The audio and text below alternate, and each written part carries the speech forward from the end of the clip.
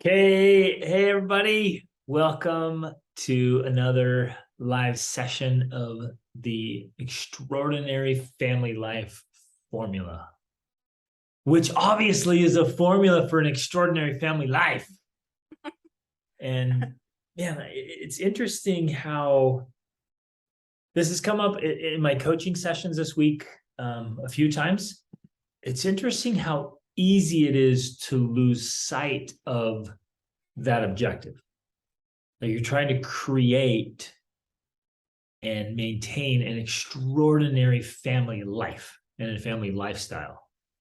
And I don't know about you guys, but it's easy to slip into the list of to-dos and stuff and things and chaos and mayhem and just trying to get all the stuff done. And we forget to deliberately and proactively live and enjoy the extraordinary family life. And so, I mean, that's why we do this. And we're grateful that you guys are here, and that those of you who couldn't make it, you're watching the recording. And we're so grateful for this group because you want to live an extraordinary family life. Well, I want to start with a very relevant and personal example that just happened this week for me, because you guys probably know that we're traveling through Europe. Right now we're in Austria, and it honestly has been amazing, but I have had a couple of things. I had to have surgery on my head for some skin cancer. And so I was kind of feeling that because we were also traveling and leading a trip right after it happened. Just the timing of everything. It was not the best timing for having a surgery. And so we got to Austria and I was pretty much exhausted. And I just woke up one morning and I turned to Greg and I was like, is it all worth it? And he was like, what's all worth it? And we had this day where we had this conversation about, is all of this effort, time, money, planning, logistics, moving around, is it worth it? Now, of course, our definition and our version of how we live out an extraordinary family life is extreme in some ways, but it's applicable. And it was very fascinating and also gratifying because it was also the same day that we took our oldest son out for a date because he was moving out. So he actually left yesterday. He left us in Austria. He took a bus to Venice. He spent the evening exploring Venice. Then he took a plane to Istanbul this morning, and he's flying back to the United States, but the flight that we found goes through Istanbul. So he flew to Istanbul. He's in Istanbul right now. And then he flies to Atlanta tomorrow. And so we were taking him out on a date, because he's moving out and we wanted to have one last date with him. And this conversation had still been going on. Do regular dates with your kids, by the way, if you're not doing that. Yeah. And with your spouses, of course, every week. Okay, keep on. So the point was, we were kind of having this conversation. We kept having a conversation on the way to dinner, philosophizing about it and stuff. And we sat down with him, and he literally just sat there and talked for like 30 minutes or more. All time. Just talked and philosophized and talked about everything he learned on this trip and talked about all the books he's been reading and all the connections. While we've been on this trip, he's read 25 or 26 books. So in the past couple of months, and just going on, and was like, yes, Mom, it is absolutely worth it. All of your effort, all of your time, everything you've spent, all the money you spent, all the time you spent, it has been so worth it. It's been worth it for me. And I literally started crying, of course. And I just thought, okay, yeah, you're right. It is worth it, because like you were saying, the reason I thought of it is because sometimes we think we're doing all these things. We're trying to make charts, and we're trying to organize stuff, and we're trying to motivate our kids, and we're doing this, and we're doing that, and we want and we sometimes just feel like, is all of this worth it? Like, what am I doing and why? Because it is, it's a sacrifice on the side of the parents. We are sacrificing. I could be doing other things, right? There's a million things I could be doing, right? You could be watching soap operas and eating donuts. Right. Ding dong. No, No, but there's just a lot of other pursuits you could have. You could write a book, you could get an education, go to college, you could have a career, you could, all of these other things you could be doing. And so it's a sacrifice, essentially is what I'm saying. It is a sacrifice of what else you could be doing, the other life you could be living, right? A hypothetical other life that if you didn't have a family, what you could be doing. And so we just have to remember, like you were saying, that when we're in the midst of it, not to forget that we are actually living an extraordinary family life.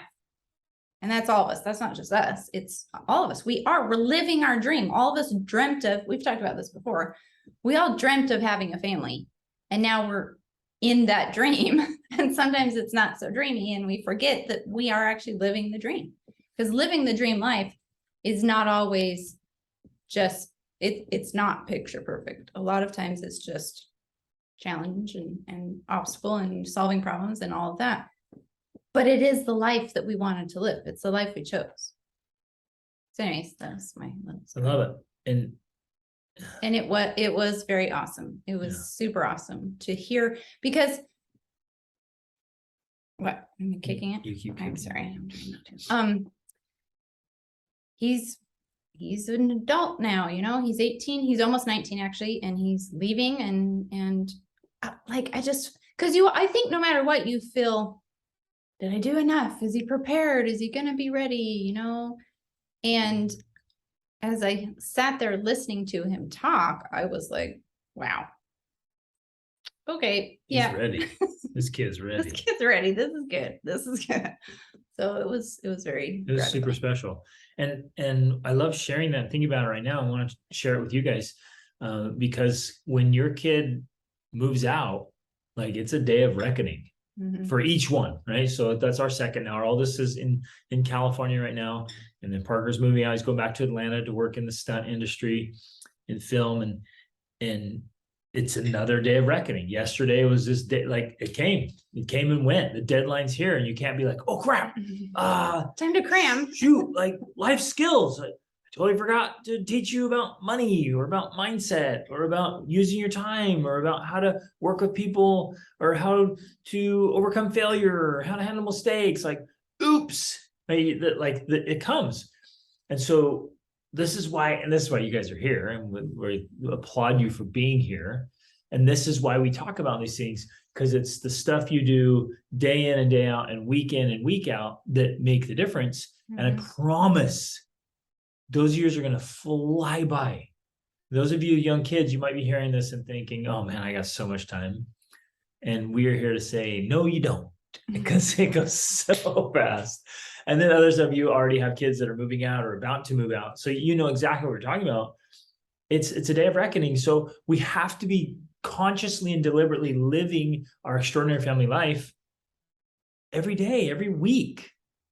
And I want to put out a particular invitation right now to make sure you're enjoying it. Every day we should wake up in wonder and awe, filled with curiosity and fascination at children and life. Or at least in gratitude. Well, yeah, but grateful that you have your family, you have your health, that you get to live. Every day we should wake up and be like, man, whoa, I get another day of life. Which was incredible. Which was especially emphasized for us because when we did this World War II trip that just ended like a week or two ago, we went to Auschwitz, which was my second time. I think it was your third time to Auschwitz. And it's, concentration camp in Poland where about 1 million Jews were killed. So during World War II, 6 million Jews were killed. 3 million of them were from Warsaw. Were from Poland. And 1 million of them were killed in Auschwitz. And so it was, of course, very sobering to go there, to stand in the place where the train came in and they got out and they said, men go this way, women and children go this way. And that's the last time you saw your loved ones. And so when you're standing there with your family, which we were, thinking about that, I don't care how annoying my kids are in the morning. Like, I'm going to be glad that didn't happen to me. So that's how I maintain gratitude, even in the annoying moments or times, as I think about extreme cases like that, because how did I avoid that? How did I get this lucky life where I don't have to live that life? I don't have to have those experiences. I get to have my experience, which is, I don't care what it's like. It's incredible compared to that. So. And what power to take our whole family and to go to Warsaw. Minus our oldest daughter. And yeah, she's out and learn about the uprising, and to go to Krakow, and to go to Auschwitz, and to go to Vienna, like to take the whole family and experience that together. Man, it's so powerful. So I hope you'll plan things like that. Which brings us to the topic. Finally, we come to the topic for today.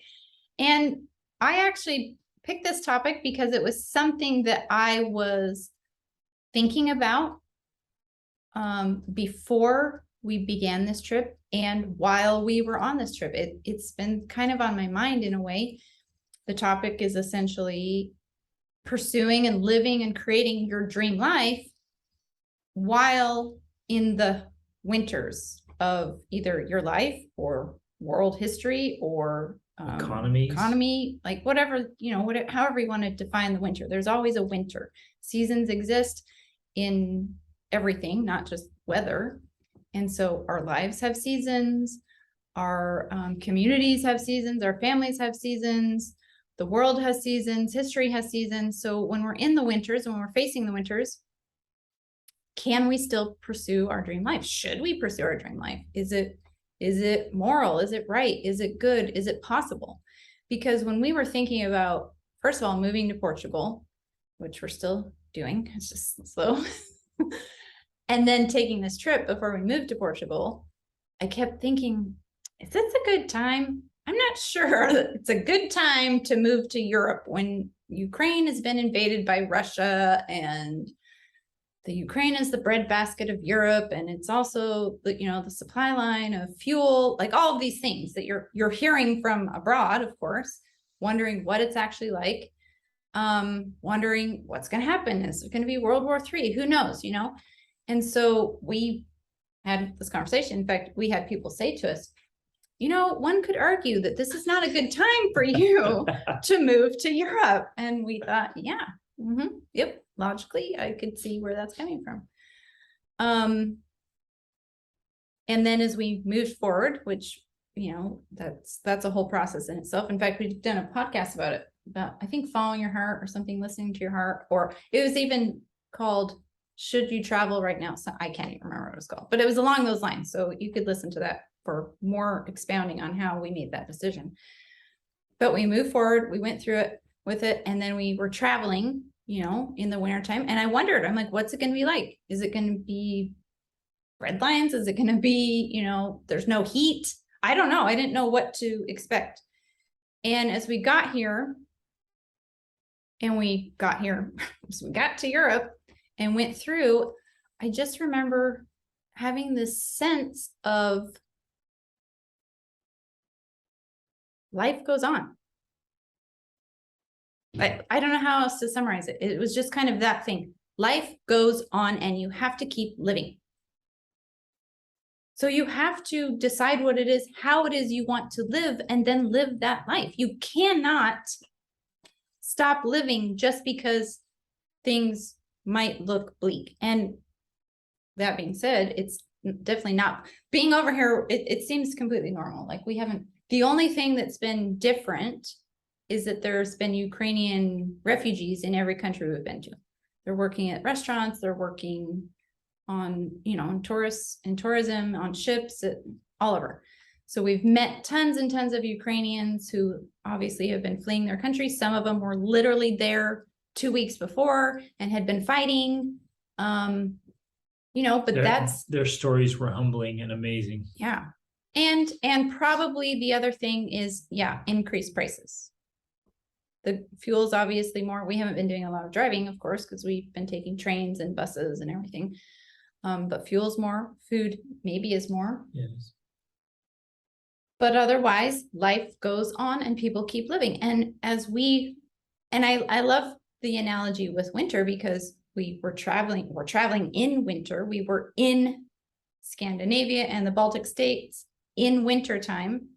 And for me, a person who's cold averse and avoidant, and who before never went outside when it was cold, it was incredible to watch them just, if it's snowing, if it's raining, whatever it is, they just put on more layers, they put on the right clothing, and they just go out and they do their shopping and they go out and And they're just living their life. everywhere. The cities are just packed like it was a people. beautiful summer It doesn't night. matter You're like, what the weather's what like. in the world is snowing like crazy? And they're out and about. Yeah. was And amazing. so it was, for me, it was this analogy and kind of this confirmation of, well, should you still pursue your dreams? Should you still pursue the life that you want to live? And the answer was, yeah, absolutely. You need to do it. You need to keep living. You need to keep moving forward. Wish I had a microphone to just drop it right now. Life goes on.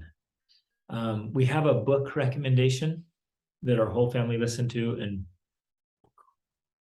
it's called The Teacher of Warsaw. And we did not know about this gentleman. And then somebody recommended the book or something, and we read it. True story. So the book's a fictional, historical fiction about a true gentleman. He is also, this man doesn't play a major role, but he is seen in the movie The Zookeeper's Wife, Which is an Yeah, excellent also a great movie You that's watched that? about, they were in Warsaw also. Yep, during when it happened, and he was there. And the reason I bring that up is because even in the worst circumstances where he ran an orphanage for these little Jewish children, and the man was just pure gold. And when they came into Warsaw, when the Nazis came into Warsaw, they moved everyone into the ghettos. They forced them in there, and he kept running it. And he had so many chances to get out, invitations to get out, because he was already famous. He was already well known as a thinker and an author and a teacher, Educator. and an educator. And they're like, we can get you out. And he said, no, I'm staying with them.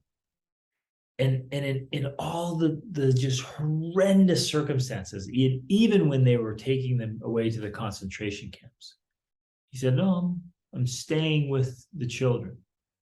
I'm living my purpose. I'm living with meaning. I'm, even in the worst circumstances, I'm going to pursue my calling and my life's work. And it's such an inspiring book and story, just phenomenal. And so we want to talk today, and we want you to think about your dreams and goals and the things you're dreaming about. And we want you to think through some of the, quote, winter conditions that we might use as an excuse, that we might use as a story we tell ourselves of why we can't pursue our dreams. And we've done it, maybe you've done it too. You see other people doing it, and whatever it is, like one of my clients today was like, she's like, we were talking about this, and she's like, well, the immediate response I have is, yeah, but I have small children. And I was like, well, is that true, or is that just a story? And she's like, yeah, it's just an excuse. Because you could say, yeah, but I have teenagers. Yeah, but my kids are right in that awkward stage. Oh, my kids are about to move out. Or, well, this or that, right before we started the recording, we're talking, say, well, there's a change in income, there's a change in job, there's a change in family circumstances, like whatever it is. Well, my kid's going through a difficult time, I'm going through a difficult time. So whatever the economy, or what, just the craziness in the world. I mean, someday there might be like some crazy Chinese balloon flying over the country. You'd be like, oh, do we still pursue our dreams when there's Chinese balloons flying overhead? Or, whatever it is, We live in crazy times. But hasn't there always been crazy times? That's one of our biggest takeaways from this trip is we've hit so many wonderful museums. And we were recently in Vienna in the Museum of, no, it wasn't Military Vienna. history. Was that Vienna? Yeah. So the Museum of Military History. Wow, it was unreal. And you learn about all these wars you never knew about, and all these crazy things are happening that you never even heard of. There's so much of it. And I walked out thinking, it's always been crazy. Like humanity's been nuts from the beginning. So like Rachel was saying, is like life goes on. And you can choose to just pull back and be like, I can't really live because things are crazy. Or you can step in and say, man, it's always been crazy. I'm going to choose to live. I'm going to choose to deliberately live our extraordinary family life. Wow. Oh, love this. So, let's share some dreams. Let's share some of the things you dream about, pursuing your extraordinary family life. What are some of those elements? You can jump on mic or you can throw it in the chat. Let's start sharing some of those elements, and let's share some of the fears, worries, concerns, insecurities, stories, like some of the reasons we might give of like, I want this, but this. And let's walk through that and talk through that so that we can get to a place of like, hey, you know what? Like, this is your one shot at life. This is your chance to live the extraordinary family life you've dreamed of. And if not now, then when? And this is very palpable for us right now because our son moved out yesterday. If we hadn't have done this trip and created all those amazing memories together, we would have missed that. And he would have moved out and okay, see ya. Right? But like we did it in the face of the fears and the concerns and the worries and the reasons and the excuses. We did it anyways. And all of us, the whole family is just like, oh man, we are so grateful we did this. And I know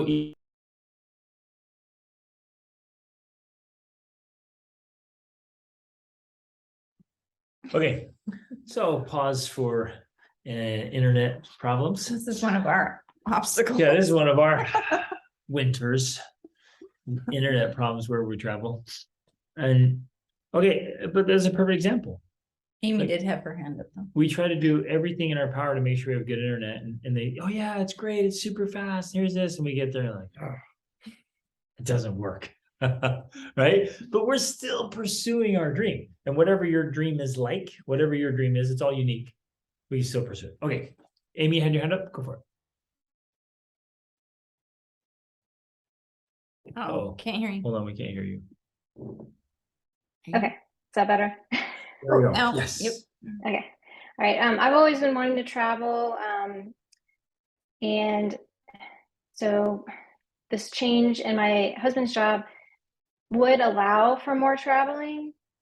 However, we're still kind of running into these challenges. Some of them are just mental, emotional type of things. And there's also other complications, I would call it, like my daughter's one who really couldn't imagine not living in our house, which to do some of the stuff that we want to do, we may have to let go of where we live.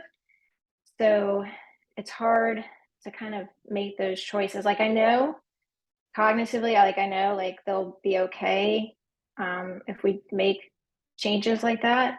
But it's also hard because I'm probably the only one in the family who has the level of desire to travel. so there's that, I guess. Trying to think of what else to put in there. A lot of different factors that it feels like it's holding us back. I also know if I got more creative, or, I know there's a solution. It's just getting all the pieces to fit together and everybody to be on board and agree what we're going to do. And then there's also, I'm going to throw another thing in there, because there's so many different options, different ways to do it. We can get kind of hung up on which one are we going to do. And then again, I know it's like, well, just do it. Like I keep hearing that. Like I know Jordan Peterson makes videos or along those lines, just do something, like just do it. So it's like, I know what the right answers are, but it's just not happening.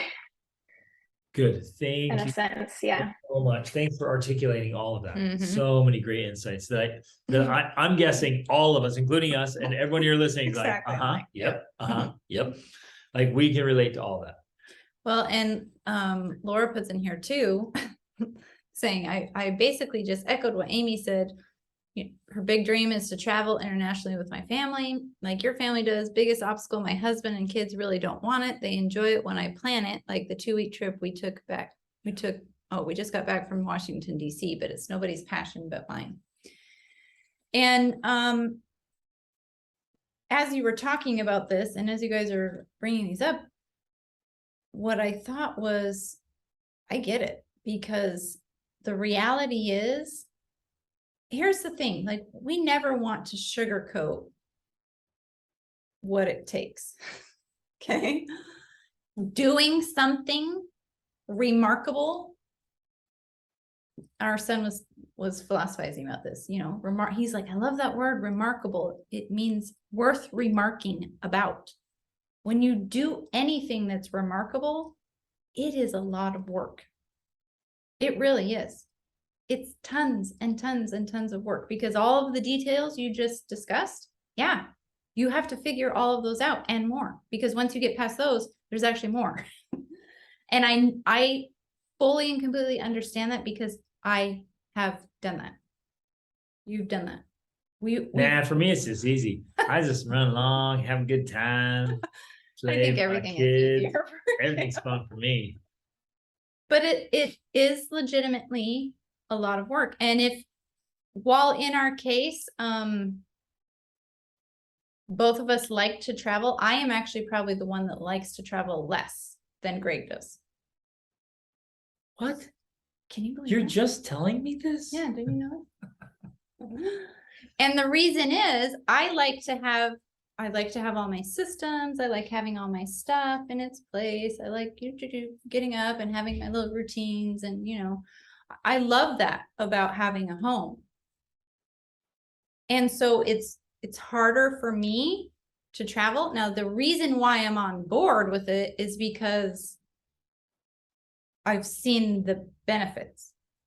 We happened, for some crazy reason, and I think this was just because we were young, dumb, and in love, we started traveling early on, and I got to experience the benefits early on, enough that it was almost spiritual for me, like enough that I knew we must do this. So despite my own inclinations to want to not travel, like you're talking about with some of your kids or your husbands or spouses, once you experience it fully, it becomes like a conversion. You're converted, right? When you experience the transformation that's possible,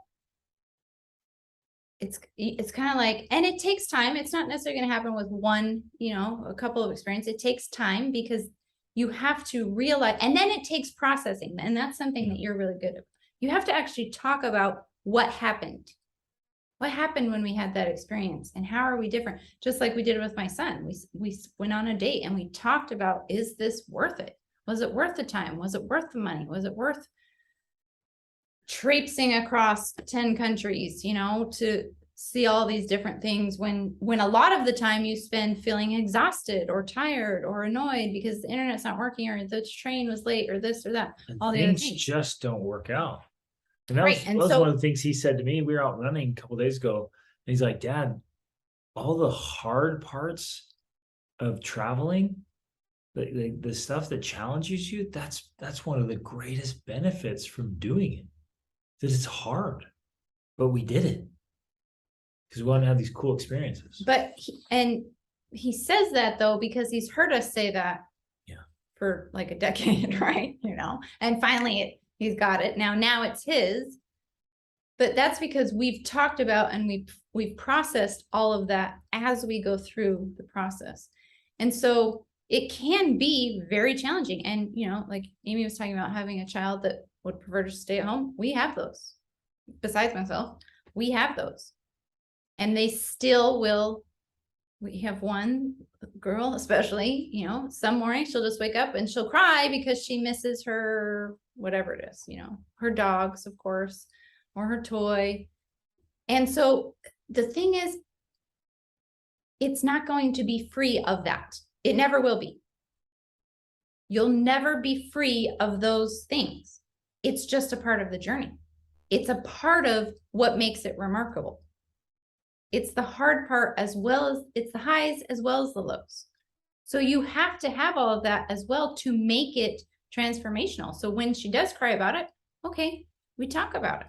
And we talk about why we miss them and what that means, but what we've also received by being willing to let that go. And we, especially when our older kids were younger, we had a lot of conversations about, especially friends or, missing family members or things about, it's hard. It's hard to let people go. It's hard to let your friends go. It's hard to let your stuff go. It's hard to let your house go. It's all a challenge. But also because we have experienced it, and of course the first time is the hardest, we've also been able to say, but yeah, if we hadn't have done that, we would have never met those people. We would have never had that experience. We would have never gone there. And that was worth it. And we're helping them process. We're processing. I start helping them process before we even get there. Like we're starting the processing thing. We're starting the processing as we're getting ready to, like, that's part of the journey in my mind is because this is sorry, hold your thought for a second. This is the incredible thing about doing something like this.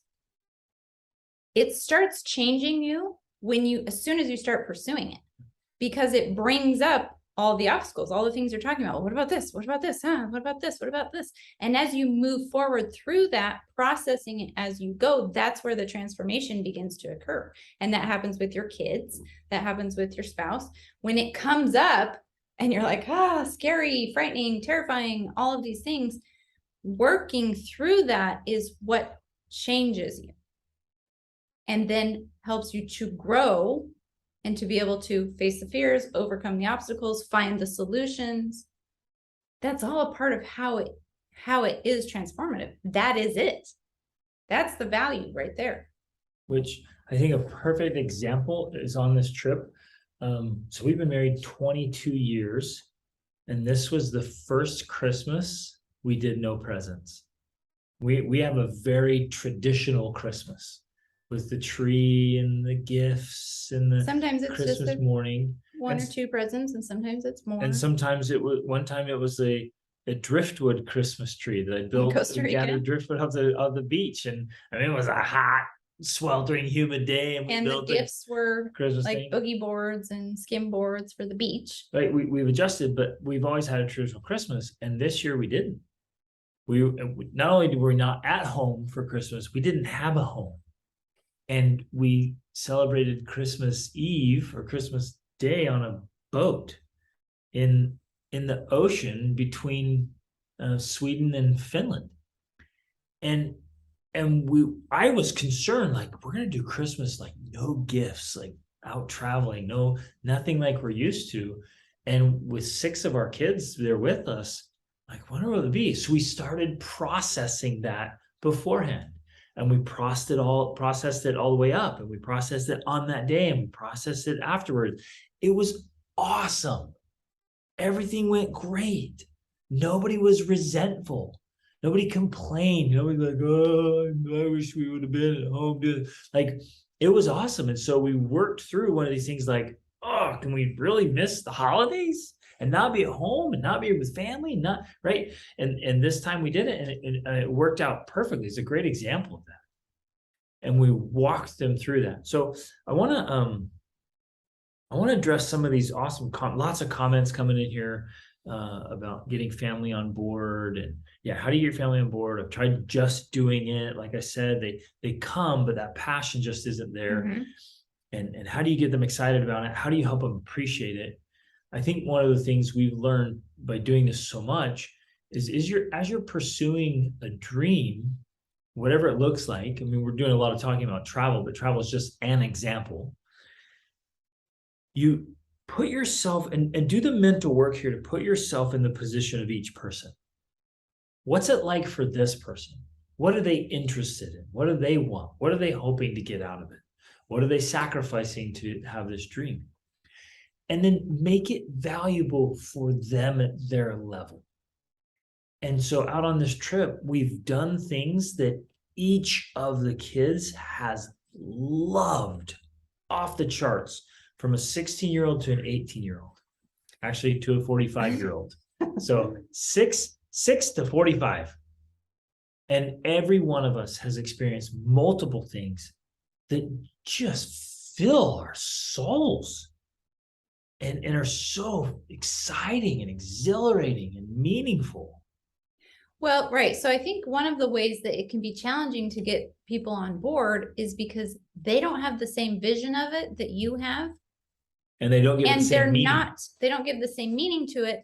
And they're not as interested in whatever it is you're presenting. And they're like, I don't care about that. I'm not excited about that.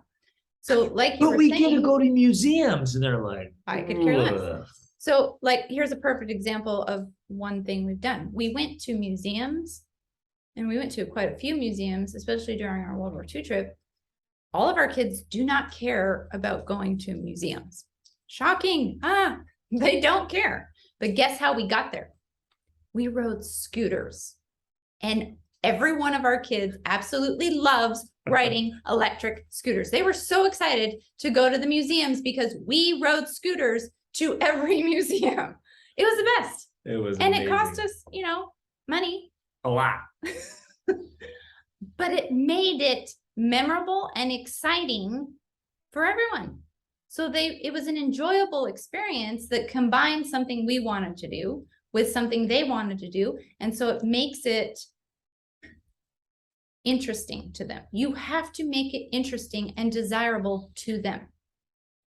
Another good example that this was how I convinced my youngest girls to go to Norway for Christmas, or Scandinavia, because they were kind of like, because they were the ones who were like, oh no, I'd rather stay home and have presents, right? And I simply told them, yeah, but we get to go there and there's Christmas markets and we get to get candy canes, and we don't do a lot of candy in our house, if any at all. And they thought, candy canes? We get candy canes? Yeah, I will buy you candy canes at the Christmas markets. And they were like, okay, let's go. We're in. We'll go. Right. And that's how I convinced them. And when we got there, I bought them a candy cane because I said, yep, we were going to do this. So But we also it's did, not a big thing. like when we went out to the Christmas markets, we'll notice the things they're interested Yes. in. They were like, oh, hot chocolate. Yeah, I'll grab you hot chocolate. The other was like, oh, I want a bratwurst. Yeah, we'll grab you a brat. But then we went and let them feed reindeer, which was unbelievable. We took them dog sledding. It was so incredible for all of them to interact with the dogs and the reindeer. And I know, because we've also been there, that often we don't want to do those things because we're like, oh, that's just extra money. It's not in the budget. It's not this, it's not that. But that's kind of how you can kill their passion for the trip. When this thing that they're interested in doing, you're like, nope, not on the budget. We're not going to do that. And then they're like, travel's boring. I hate it. Because they don't get to do anything they want to do. So for example, we strategically hit like water parks in between museums. And I want to point this out though, like this time more than ever before, the whole family down to the 6-year-old have gotten so much out of museums. And I made it a point to help interpret the museum to the littles and tell the stories and make it meaningful, make it fun. And they got good at it. They were good at it. They handled it so well. They're patient. They walk through, they're learning, they're engaged, and we're practicing, and they're active learners and are getting so much out of it now. It's been incredible. It's been incredible. Okay, so that's, I mean, I hope that that kind of is enough on that topic. If not, let us know. We can expound more on getting on board, but it's really, you have to get,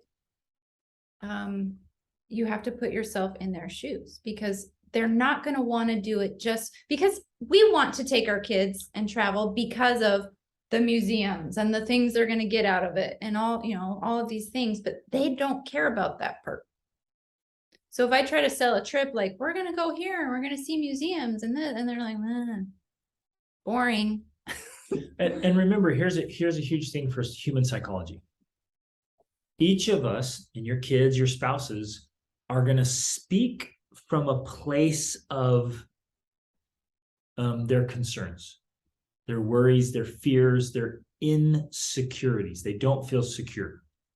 So if you go and speak to one of them and they're like, no, I'm not interested. You're like, want to do this? No, I don't want to do that. What's happening is they might be thinking, oh, but I'd have to be away from my best friend for a couple of weeks. Or I might miss some classes, then I would get behind, and then, oh, I don't know if I can catch up. You have to address what they're concerned about. All human beings, we're just wired. Our survival brain is just wired to be afraid of new things, uncomfortable things, challenging things, right? The brain just immediately, like, no, I want to stay in what's familiar, what I know. And you're saying, let's go somewhere we've never been and do something we've never done. So the brain's like, no, that means death, danger. And so they're like, no, I'm not interested. And you're like, what's up? I don't care about that. And like, what is it? And then finally they're like, well, I just really like my bed. I'm afraid to sleep in another bed. Yeah, I'm afraid to say, you know what I'm saying? So you have to understand the psychology and work with that. Right. So it's a game changer. Going back to that idea I was kind of talking about, that is actually the process that transforms you, because as you bring up all of these things and talk about them and discuss them and work through them, that is a part of the journey. And that part is just as valuable as actually doing the trip. So sometimes we think, oh, I'm not living this extraordinary family life because we're not actually traveling, but it's all the preparation work up to it that is also valuable and necessary. You can never get to that unless and until you can go through all of those steps, if that makes sense. So cool. Okay. Let's read this and then go back, and lots of good questions. There's about income. It takes money and figuring. Do you want to do that one? It takes money and figuring out how to create more income. Yes, absolutely, it does. 100% it does, because again, like we're not going to sugarcoat it. It costs money to travel, right? You would be shocked how much money we spent on this trip. But as I was also talking about everything you have to go through to get there, that applies with the financial aspect as well, because you are going to be required to get more creative, get more innovative, to work through your relationship with money, to find your money blocks, all of these things, because they are all real. This is a real thing. And I mean, we've done a lot of trainings in our money mastermind about money and finances and income and all, and we talk about ceilings and floors, and like there's a whole thing to it. But because you have this goal or dream or vision of doing something that costs more money, that's not a bad thing. That's actually a great thing. That's exactly how it should be. Right, because when you have that, it drives you to find solutions to learn how to make more money, which then funds your extraordinary family life, right? Amy has her hand up. Go ahead. Okay, so one of the things I'm running into is during this exploration of trying to find different businesses we could do or income generation, and we're involving the whole family. My oldest daughter, got really excited about an idea of breeding rabbits. And then my husband has an idea that's also kind of limits, like you have to be around, like you have to be in the area. So I feel like all the ideas that are coming up are making it actually more challenging to leave. So I'm like, I don't know if that's like, you know, subconsciously or whatever, unconsciously, that they're like coming up with these things that are like, let's just make it harder, sort of thing. So anyway, that's just a challenge that I'm running into. Ooh, that's such a fantastic point. Because as you start generating ideas, and this is true for everything, is you start generating possibilities, make sure that, I mean, be open to everything, let it all come out. Like you just brain dumping, like let's just explore everything, put it all on the table. But then as you start filtering, make sure that it filters through what your dream, your extraordinary family life actually looks like. It has to fit. And we went through this process so many times. We're like, let's try this business, let's try this business. And I'll get this job. And we do all these things. And then you realize, yeah, it's a great job, but it actually prevents us from living the lifestyle we want. So I'm going to say no. This is an unbelievable offer. Like, how can I pass this up? And we're like, I have to pass it up because it doesn't align with the lifestyle we want. And so you started filtering, and then you realize, oh, wait a minute, here's this idea that we like, that we could develop the skills at, and that fits inside. So it's the overlapping, it's a Venn diagram where the circles overlap. And you're like, ooh, right in the sweet spot. This one fits all four. This is it. And that's the one you chase down with a passion because it checks all the boxes. Now, that being said, I would actually say that if there is something that your spouse or your kids are interested in doing, like raising rabbits or whatever, it doesn't, if you pursue that, it doesn't necessarily mean that the other thing won't happen. Because the one thing I've learned about life is a lot of stuff is temporary. So owning rabbits, you could do that and it can still be temporary, in that when you decide that you're ready to go or you're ready to try something else, this is my thing. I always tell myself, you can always get rid of it. You can always sell it, right? You can always do that. For us, we got 2 dogs while we were living in Georgia, and you would think, or you say, well, you can't travel with dogs, and that's true. And so that was kind of a hang up. We weren't sure if we could do it, but we did it anyways because he wanted it, the kids wanted it so much, and we enjoyed it for that time. And then when it was time to travel, we found a solution. Does that make sense? So we still have the dogs. They're on our property in Guatemala. We found a solution. We didn't like euthanize them or anything, just in case you're wondering. Yeah, for us, we put them on our property that we own in Guatemala, and there are guard dogs there. And so, and yeah, you're right. It's not necessarily the ideal solution that my 8-year-old would want, but it's a solution that she could live with, right? And it allowed them to have the experience, because sometimes that's the other hang up. They're like, I don't want to do that because I have to give up having my dogs. Well, you still own your dogs. They just live on your other property right now, or whatever. You know, we know that friends have, you know, had their in-laws or something watch the dog, or house sitting. So there really is a solution if you want to look hard enough for it. It's not always easy solution, but it's possible. And so, and while when we were in Guatemala remodeling our house, we got rabbits. The kids wanted rabbits. We got rabbits, you know? And so it's another part right now of, we have, I think, 30 rabbits. whoa, wow, they're multiplying like rabbits. They're multiplying like rabbits. It's working like magic down there. And so, well, back to this idea that sometimes that's what's standing in their way is your mom won't let me do this thing because she wants to do this other thing. And so if you have to try to kind of find a way to do both as much as possible.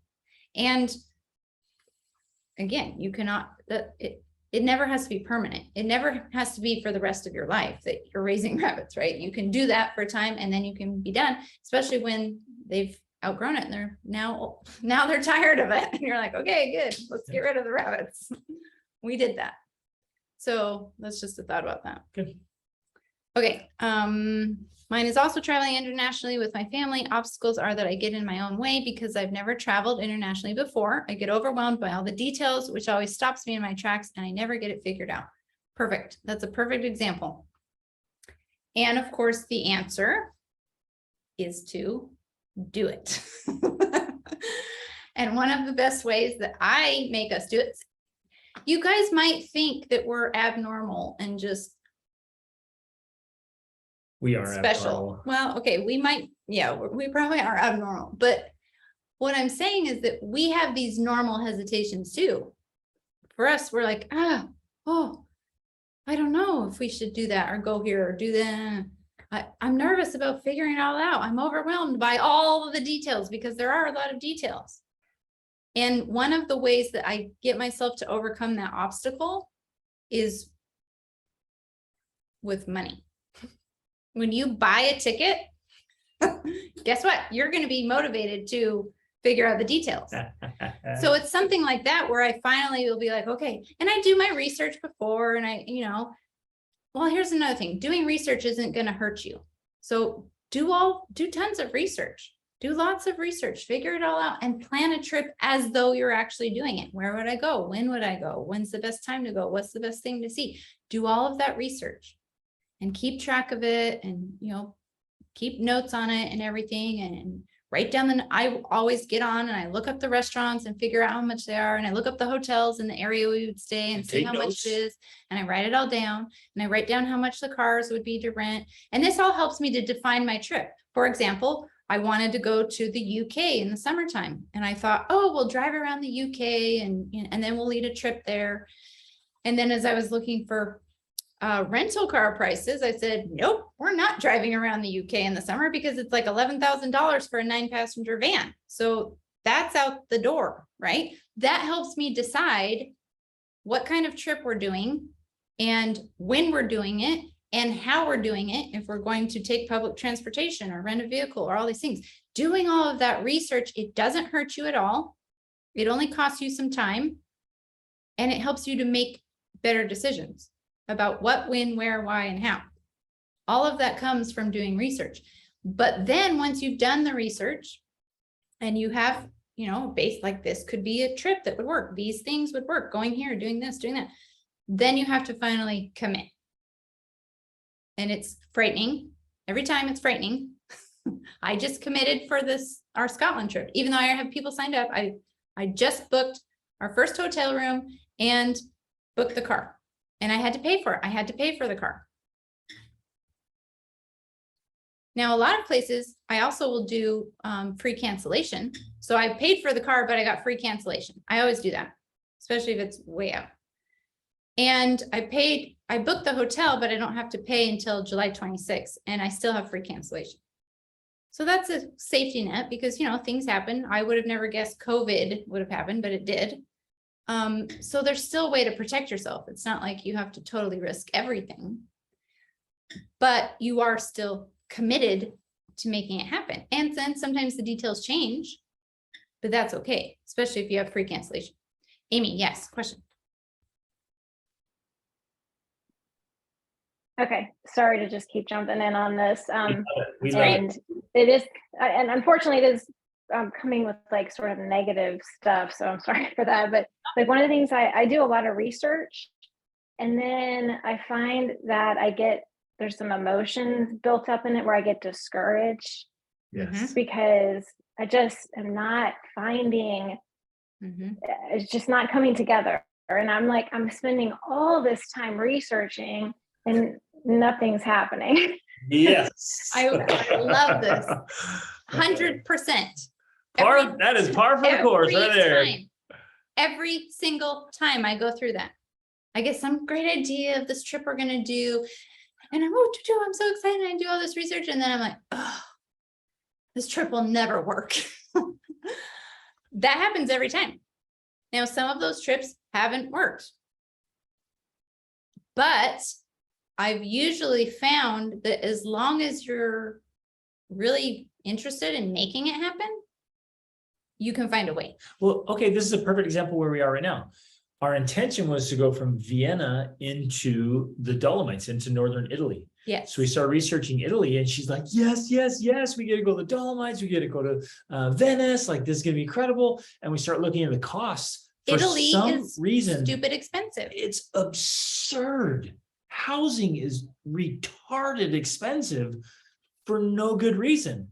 And it's like, this is crazy. And somehow we came across this little village, this little magical village in the Austrian Alps. And staying here was way affordable. And this place is cool. Right. And so So, they're like, wow, let's do that. right. So that's kind of how it will happen is I'll start doing my research and then I'll be like, this isn't going to work. This plan is not going to work because I can't make it happen. But then if I keep looking, I'm like, oh, okay. Instead of being in the Italian Alps, we're in the Austrian Alps. It's only 3 hours away and it's significantly cheaper. So we came here instead of going there because I kept looking for answers, if that makes sense. I kept doing my research. And I felt like that so many times before, like I'm wasting so much time just doing all of this research. This is dumb. But if you keep doing it, you actually find the answers and the solutions. I think another. I do want to say though, so this weekend for Sage, she's our 8-year-old, she's turning 9 for her birthday. We're renting a van and we're right near the border of Slovenia. Like 45 minutes. And we're going into a Yes. city that's one of our favorite cities in the world called Bled, B-L-E-D. And so to celebrate her birthday, we're taking the family driving into Slovenia to celebrate there. It's just this magical, magical place. And then we're going to drive around the Alps, and we're right near Italy. It's Austria, Italy, and Slovenia, like all these borders here. And we're just going to go explore some of the most beautiful creations on the planet. And all of that came about because she just kept researching and looking for options. Another example of how you can make it work is I was trying to figure out where we were going to go after this trip, because while we are moving to Portugal, we're dragging it out because by the time we were going to get to Portugal, it was a bad time for renting a house because in the Algarve, the area we want to move to, it's significantly more expensive in the summertime and it's harder to find a long-term rental. So we decided that because that's the case, we were going to keep traveling through the summer and go to Portugal in the fall. That's our plan currently. Can always change, but that's the plan currently. So we also have to work with visas because in the EU, there's a thing called the Schengen. You've got 25 countries and you have to leave those 25 countries after 90 days. So we have to leave the Schengen on March 1st. And I thought, where are we going to go? And as I was looking for flights, I thought, oh my gosh, it's going to cost us a few $1,000s or more for all of us to fly to, these different locations. But I kept doing my research until I finally found, oh my gosh, actually, if you fly out of Frankfurt to Istanbul, it's only like, it was super cheap. It was like less than $100 per person for a ticket. I was like, wow, okay, that's what we're going to do. Because that was the cheap option. Now there's another thing called Ryanair where you can get cheap flights. So we can fly super cheap from Portugal to Frankfurt. And then we fly from Frankfurt to Istanbul and it cost us less than $200 a person, right? Where the other tickets I was looking at was going to be $500, $600, $700 per person to leave Europe. So it's just a matter of saying, okay, there's got to be a solution. Let me just keep doing my research to find that answer. And that's how I moved through that discouragement of like, oh, this is never going to happen. We're never going to find a way. It's too expensive. It's too this, because there are legitimately things that are too expensive in my mind. Like I'm not going to pay $11,000 for a van in Scotland, right? I'm just not. So you just have to keep getting creative. Like, well, what could I do instead? You keep asking those questions. What else could I do? What other possibilities are out there? Does that help? And I want to expand on this a little bit more. Again, these are principles. We're telling our stories for principles.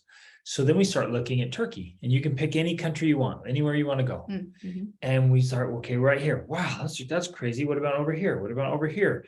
And then Rachel finds like in southern southwestern Turkey, right On the on Aegean the Sea. ocean, like looking out over the sea. Wow, they're really inexpensive down here. Like, what's that all about? And we start looking, and somehow she just randomly started clicking dates. And if you take the full month of March, like you get the price like for a week, you get it for the full month. So we rented a place that is, I promise, is less than your mortgage for the whole month with a pool overlooking the Aegean Sea. All right. So like we're gonna be on the coast in Turkey for a month. It's like it's amazing. So you start finding these opportunities and then you go make the most of them. And so one way I do that is, I mean, I'm going to give some specifics here just because hopefully you care, is I'll look for something on Airbnb and I'll look in an area, but then especially if I'm not finding something, then I just keep zooming out and zooming out and zooming out. And then I'll even look at different, parts of the world, and then I'll change filters and I'll change dates and I just keep messing with it until I'm like, okay, yeah, oh, this is great. You can get a house for a month for super cheap over here on the Aegean Sea. When initially you thought, oh, we'll go stay in Istanbul, but the prices in Istanbul, we could get an apartment, but it was okay. And it was going to be about the same price or more, or we can go to the coast and have a way better experience and it's going to cost us less. So. Super. Okay. Awesome. Do we have dates? Yeah, we have firm dates for Scotland. They are 90% firm, and it's going to be July 31st to August 6th. I'm okay. This is another tip. I don't know if you guys planned on travel tips on this discussion, but this is another tip. And this is specifically if I'm planning a trip, because there's different ways of traveling. One is the sustainable way of long-term travel, which involves fewer commitments and more free time. Because one of the keys to making travel sustainable for the family is And still enjoyable. having and enjoyable and keeping you all sane is having plenty of downtime. And you might think, well, we're traveling. We shouldn't be having downtime. We need to be out seeing things. And if you do that, everyone gets burnt out and they hate it and they resent it and they're miserable. Your kids literally need time to do nothing at your Airbnb or hotel, like literally nothing. Today, my little girls spent 5 hours pretending they were cats and wrestling. That's what they did. That was awesome. We're in Austria. That's how they spent their day, because you have to have those times for them to just feel like life is normal. It's really healthy for everyone to just recover from, because otherwise it is go, go, go. But when I do plan a trip that's go, go, go, which are limited and specific, like when we're leading a trip, that's really the only time I do that. When we're leading a trip, it's specific. We have deadlines, we have times, we have tickets, it's a whole itinerary. When I am planning those trips, that's why I said 90% sure on these dates, because I'll often be planning and then I figure out something like this happened on a World War II trip a few years ago. I've made this whole itinerary and then I figured out Auschwitz wasn't going to be open the day we got there. Well, that's kind of a big deal, right? If you're doing a World War II trip and you can't go to Auschwitz. This was a trip we did like 3 years ago or something. And so I had to rearrange the whole trip to fit that thing in, right? That matters. So you often have to pick the biggest, most important things and know what dates you're going to do that, and then design the trip around that. So you make sure they get them in. Otherwise you miss it. Well, here's a perfect example of how I messed up with this. We planned 2 trips to Norway and I did all the itineraries.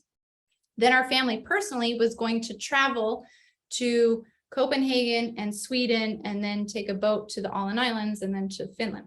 Well, in my mind, I thought we'll go to Copenhagen and we'll go to the Christmas markets. We'll go to Sweden on Christmas Eve and go to the Christmas markets. And in all of the details of planning the Norway trips that we were leading, I missed some of the other details, which were the Christmas markets were closed by the time we got to Denmark and Sweden. Oops, right? Now, if I had been leading a trip, that's a big deal. Now, for our family, it was one of those times where we had a little processing session of, oh, this is a disappointment. We wanted to go to the Christmas markets and they're closed. But that's an example of how you have to kind of pick the important things and plan around those. Does that make sense? Which is true. That's a true principle for everything you want to do. All of you, again, your extraordinary family lifestyle, your dreams, Mhm. whatever they are, pick the big things and plan around them, Mhm. and then find solutions. So even in here, one of the comments is, well, my entire family wants to buy property and raise animals, and says that really kills travel. Not necessarily. You can figure out a way. So again, you switch the question. How could we have property, raise animals, and still travel? Totally doable. Which is literally a question we asked ourselves 10 years ago. And we have a property in Guatemala We're raising animals. and we're raising animals, right? We have a caretaker, well, 2 of them that take care of all of it. And you might think, well, we can't do that. But if you maybe think about it, there's a neighbor who wants to, well, is totally willing, when you're out traveling, totally willing to feed the chickens because they get all the eggs, or to help raise and take care of the bunnies or the goats because they get their pick of the litter, or they get a whole litter for taking care of them for that 3 weeks you're gone, or whatever, right? There's so many ways to make this work. And even sharing, like, hey, you come over milk our cow, like you get all the milk while we're gone, and or whatever. there's trusted house sitters, actually. It's Yes, a that's website you can huge. sign up at. And my mom and my stepdad did house sitting for about 6 years until COVID. That's what they did. They went and stayed at places and took care of people's animals. And While they were out traveling. they took care of everything from goats, horses, sheep, pigs, dogs, cats, Yep. everything. So you could put your house on a website like that, and you have people come stay at your house and take care of your animals while you're out traveling. And they're thrilled to do it. So like, huge options, you guys, huge options. Yeah, trusted house sitters. Yep, it's super good. See, Amy says, I would love to go on the Scotland trip. I think I saw that you're planning to go to the Isle of Skye. My oldest daughter's middle name is Skye. Yeah, she loves cool. Harry Potter. It's full of scenery from the movies. Yep. Oh, super cool. Mhm. That's awesome. Love that. Let's see. Just trying to make sure we might caught have got everything. it. Okay. Wait, did we get that? Hang out. Just trying to make sure we're all caught up. Thanks, you guys. We love the questions, the interactions, the comments, all that stuff. Okay. Boom, love it. Okay, so ultimately, we just want to remind you that whatever the circumstance, whatever the situation, whatever the obstacle, get really creative about it, and switch the way, just switch the question. How could we do this? How could I get my family on board? How can I get this daughter on board? How can I get this son on board? How can I get my spouse on board? What are they interested in? What's it like for them? What are they concerned about? What are they excited about? I promise, like, because I've done this so many times, I could come talk to any member of your family. I'm 100% confident of this. I could come talk to any member of your family and have them like jumping for joy, excited for an adventure. And you're like, no, they're not travelers. They don't want to go anywhere. I'm like, I just give me 30 minutes with anyone. And I promise we get them excited about something and have a trip. I'm like, okay, let's do this trip, right? Because I've done this so many times with so many people. You just have to approach it from where they are and what they're interested in, what they're excited about. And like, no, I don't want to travel. I don't want to do this. I don't want to, okay, well, good. Yeah, that stuff's terrible. Do you like this? No. Oh, I love that. Where would be the coolest place on the planet to do that? Oh, it's right there. Oh man, what about this? And you get them all excited. And you're like, okay, it's just a flight here and this and that. You in? Yeah, I'm in. That'd be amazing, epic, right? And you create it from a different approach of the meaning they give it and the things they want. And again, with the topic today of like doing it in the winters of life just goes on. Mm-hmm. It doesn't wait for you. It doesn't wait for anybody. It won't pause your kids' growth to the perfect timing. And then you go on the trip and then your kids keep growing up. If you do nothing, they'll grow up and move out anyways. If you live an epic life, they'll grow up and move out. So which one do you want? And for us, there's just no other alternative. I think it's either just an extraordinary, adventurous hero's journey, or just this lame, humdrum existence. Well, and No one thanks. of the things we always talk about is that no matter which one you choose, there's going to be obstacles, there's going to be problems, there's going to be challenges, there's going to be sickness, there's going to be things go wrong in either life. Both of them have the same elements. Like, you're not getting out of that. You're not getting away from it. It's just a part of living. And so a lot of times we think, oh, I'm going to avoid this. I'm not going to do that thing because it's going to be hard, or it's, you know, all of these things are going to go wrong. When we're thinking about this life we're trying to create, we think, oh, we can't because of all this. Well, guess what? That's going to happen anyways. So you can choose to live the more remarkable life and still go through those things, or you can choose to not and still go through those things. So it's the thing. Which one do you want? And that's one of the stories that happens so often. Again, it's the survival brain saying, boy, if I pursue my dream, gosh, we could lose everything. Do you guys know anybody who lost everything by not pursuing a dream? I do. We could get sick. Things could go wrong. You guys ever gotten sick and things gone wrong when you weren't pursuing a dream? It has for us, for people we know. Like, you start imagining and tell yourself stories that, like, it's so crazy, so risky, so bad, so dangerous, so whatever. That's just life. You with me? That's life. We love to dream up this little thing, but if I don't take the risk, everything will work out smoothly and well. Blah, whatever. One of our good friends, they wanted to travel, they wanted to start their own business, but it was just too risky. So they decided to hold on to that steady, dependable job. They wanted that job security, that regular check. They're just like, oh, it's too risky. And so they kept it. And then one day he went into work and they said, hey, sorry, we got to lay you off.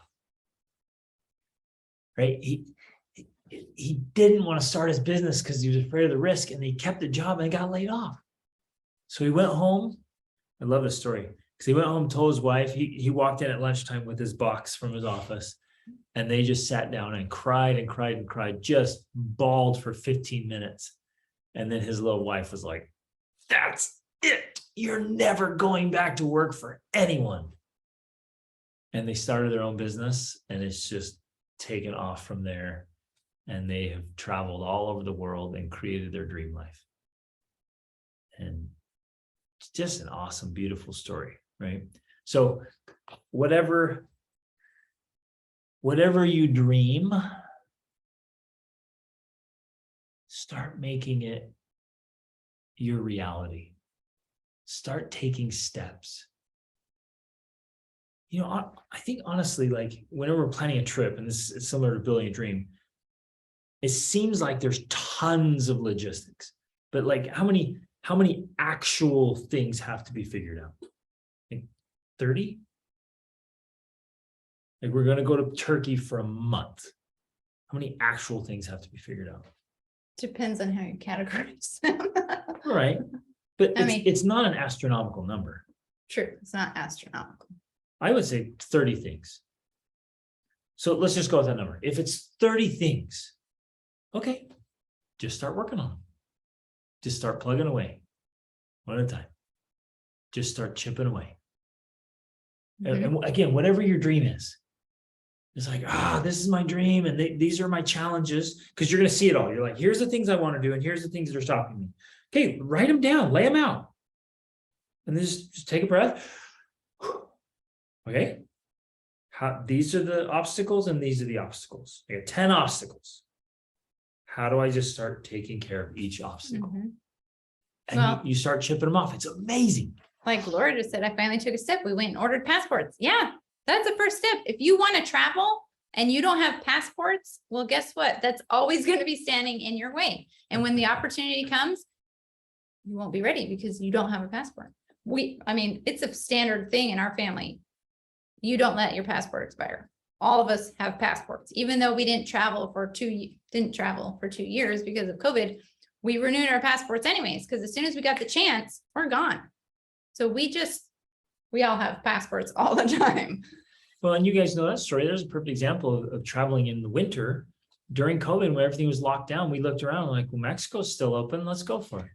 And so we went on a 7-month road trip, 20,000 miles in the middle of COVID. And it was off the charts awesome.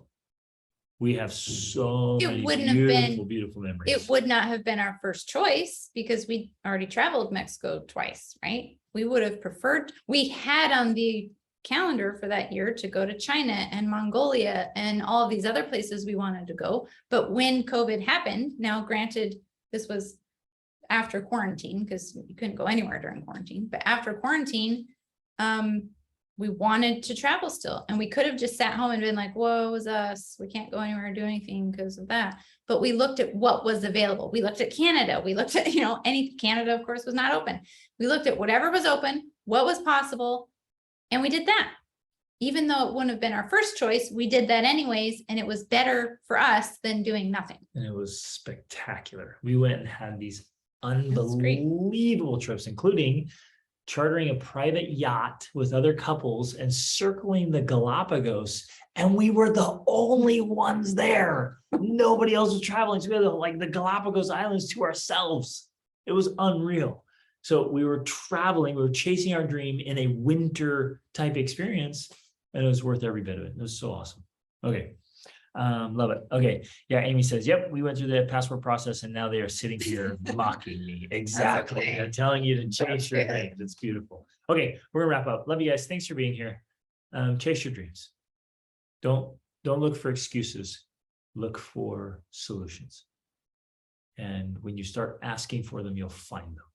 Mm-hmm. And life is going to pass. It's just going to keep going, and people are just going to keep living, and life's going to keep going on. So you write your own ticket. Do things the way you want to do them, and get out and live an amazing story, a great adventure, your great, extraordinary family life adventures. Okay. Love you guys. You're the best. Yes, I got your upward. email and I'll respond to you. Okay. Reach upward. Bye guys. Love you.